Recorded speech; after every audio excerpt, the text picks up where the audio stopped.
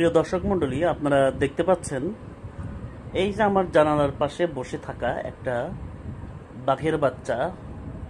যদিও বাঘের বাচ্চা না, বিড়াল আর কি, কিন্তু ওকে আমি নাম দিয়েছি বাঘ বিড়াল বলে। কেন নাম দিয়েছি আপনারা বুঝতে পারতেছেন, দেখেন তার শরীরে বাঘের মতো গায়ে চক্কর। তো এই বিড়ালটা আসলে বাইরেই থাকে, মাঝে মাঝে আমার এখানে, মাঝে মাঝে প্রতিদিন আর কি আমার এখানে আসে, এসে এসে খাওয়া দাওয়া করে। আমার একটা নিজস্ব বিড়াল আছে, যাকে আমি পালি আর কি, সাদা বিড়াল ওইটা। তো ওই বিড়ালটা ইদানিং ঘরের ভিতরে থাকতেছে না, বাইরে চলে যাচ্ছে খুব। তো ওকে খাইতে দিই, খাইতে দেওয়ার পরে তো কিছু খাবার রেখে দেয়। ও কি করে, এই বাঘ বিড়ালটা এসে খেয়ে খেয়ে যায়। তো আমরা ওকে আলাদা করে খাবার দেই, এই বাঘ বিড়ালকে আলাদা করে ক্যাট ফুড খাইতে দেই। তো ওই জন্যই আসলে আসে। মাঝে মাঝে আবার দেখা যায় যে ওর রেখে যাওয়া খাবারগুলো খায়। এরা আসলে খুব খুব আদরের প্রাণী এগুলো।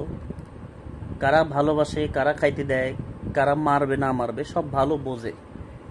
এই যে এসে বসে আছে নিশ্চিত, অনেক বড় একটা বিড়াল।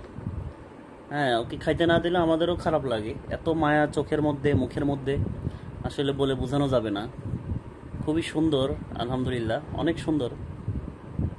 কিন্তু একটু সমস্যা হলো, মারামারি করে। আমার সাদা বিড়ালকে ধরে মারে, খুব মারে।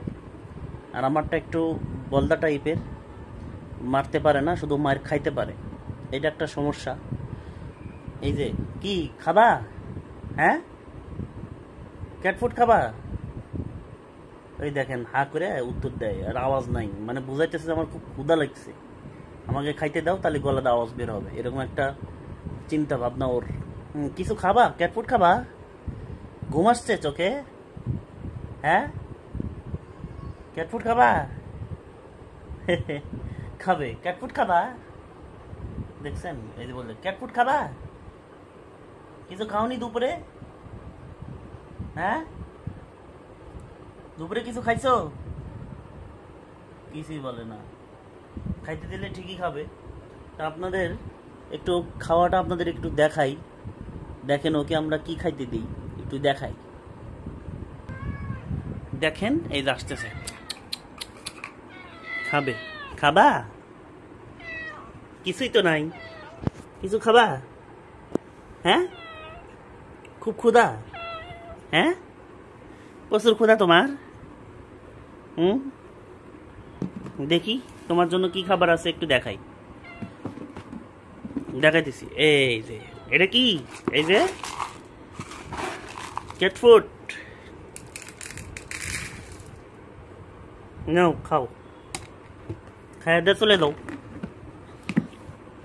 আবার আইসো। মজা মারা খাইতেছে,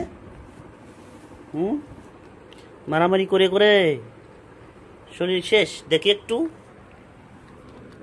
কি মজা মেরে খাইতেছে, খুব মজা। এই যে গাটা বাঘের চক্করের মতো, এই জন্য বলি বাঘ বিলাই বাঘ বিড়াল।